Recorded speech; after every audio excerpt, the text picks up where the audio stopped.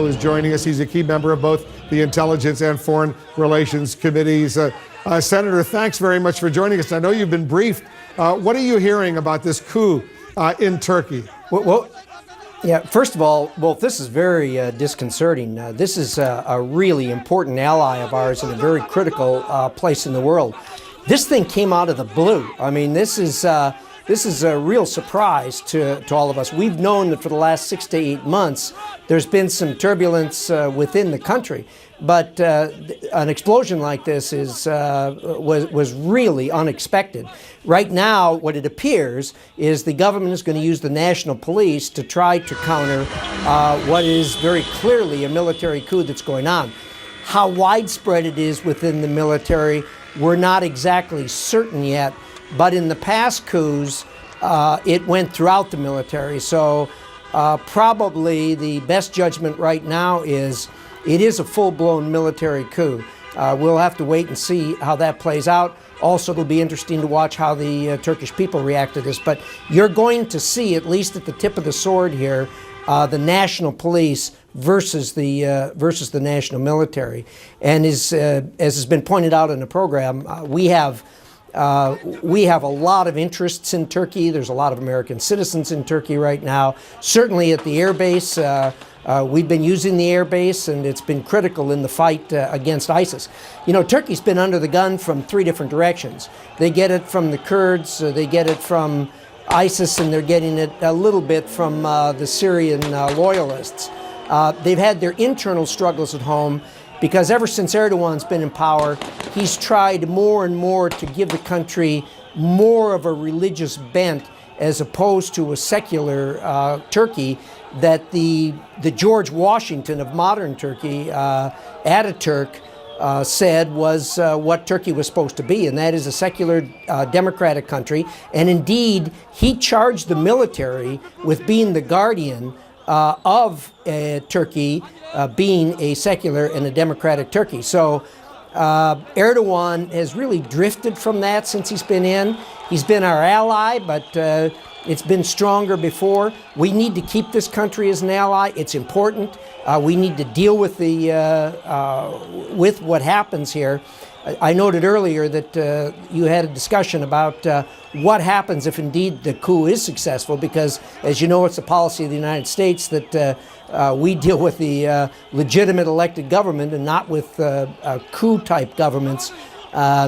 That policy is going to have to be reviewed, obviously, if this is successful, because of this fight against ISIS is so important, and Turkey is so important in the location that it is. And you see people have really gone out in the streets in Istanbul, in Ankara, and they are angry right now. You see these crowds that have gathered. You've heard gunfire, you've heard explosions, and they've seen low-flying jets flying overhead. What's really disturbing, Senator Risch, is if in fact some sort of confrontation develops between elements of the military and elements of the national police. That could be bloody indeed, Senator. It will be bloody if indeed it comes to that. I'm anxious to find out exactly where Erdogan is and what his security is. He is a pivotal person in the country, and certainly in what's going on there.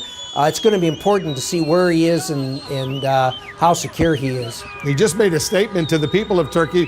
He went on national TV, one of the stations, but he had to do it via FaceTime. He couldn't even go to a studio. He couldn't even look into a camera. Clearly, he was on vacation, and he's trying to deal with this crisis. Presumably, Senator, the coup plotters in the military, they decided to do this a good time.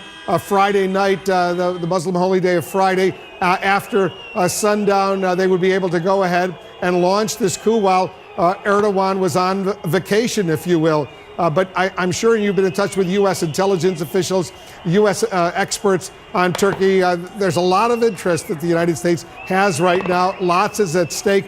It looks like that whole region, if you take a look at the terror attacks that's going on in Turkey, in France, in Belgium, is this, Senator, the new normal that we're all going to have to live with? Well, you hope not, but it's sure been drifting in that direction. You can't help but wake up every morning when there isn't some type of a terrorist attack somewhere. I mean, we've just been overloaded in the last few days with these things, and certainly now this is going to overshadow probably what just happened in Nice, which was a horrific incident. And so you hope it's not the new norm, but every day it just continues on, and there's got to be a better strategy for dealing with this. And right now, what's being done certainly is shrinking the caliphate on the ground in Syria and in Iraq. But it's kind of like squeezing on a balloon. Although you've been shrinking the land that they're holding in Syria and in Iraq, it's bulging out in other places, and unfortunately it's bulging out in places that, like France, that is difficult to deal with. Listen to this gunfire that's going on right now. These are live pictures courtesy of Reuters in Istanbul. Listen to this. Well, we're getting reports of explosions in both Ankara and in other parts, but they are very spotty. But the gunfire appears to be increasing. Yeah, certainly is. All right, Senator, stay with us. We're watching this military coup unfold. It's underway in Turkey right now, a key U.S. ally. We'll take a quick break. Much more on the news.